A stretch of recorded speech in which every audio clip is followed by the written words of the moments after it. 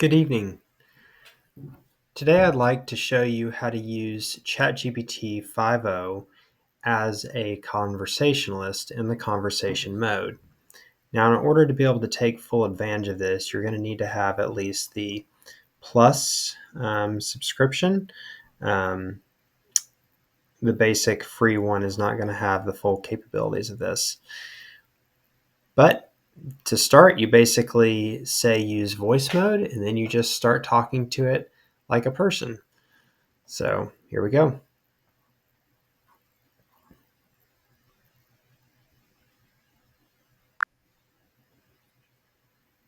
Hello. Hey there, how's it going? Good. I hope you're doing well. Um, I'm I, doing Sorry about that. I would like for you to explain to me the difference in between laminar flow and turbulent flow. Can you do that? absolutely. So, when we talk about laminar flow versus turbulent flow, we're basically describing two different flow regimes that a fluid can be in. Laminar flow is nice and smooth. Imagine layers of fluid sliding past each other in an orderly fashion. It's kind of like a calm, layered flow where each layer of fluid moves smoothly in parallel without a lot of mixing. It's usually found at lower velocities or with more viscous fluids. Turbulent flow, on the other hand, is chaotic and mixed up. Think of it like a rushing, swirling flow where eddies and vortices form, and there's a lot of mixing going on. This happens at higher velocities or when the fluid is less viscous. So, in short, laminar flow is smooth and orderly, and turbulent flow is more chaotic and mixed. Thanks for that basic explanation. As an engineer, how does laminar and turbulent flow relate to the Reynolds number? And what does that mean practically? Absolutely. Let's connect that to the Reynolds number. So the Reynolds number is kind of the magic number that helps you figure out whether you're dealing with laminar or turbulent flow.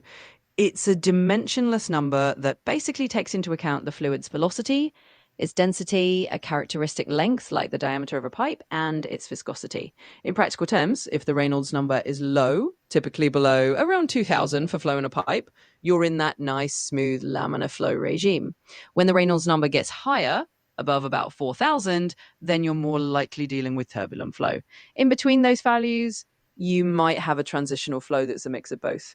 Practically, as an engineer, that means you can predict and design systems knowing whether the flow is going to be stable and predictable or whether you have to account for the more chaotic nature of turbulence. It helps in things like designing pipes, duct systems, or anything where fluid flow is critical. So the Reynolds number is your go-to tool to figure out what kind of flow you're dealing with and plan accordingly.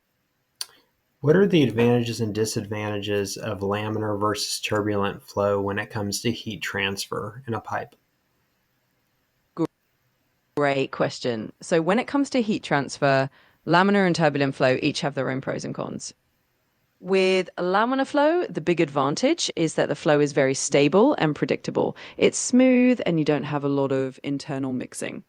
The downside is that because it's so orderly, you don't get as much heat transfer. The layers of fluid kind of act like insulation, and so the heat moves more slowly from the pipe wall into the fluid or vice versa.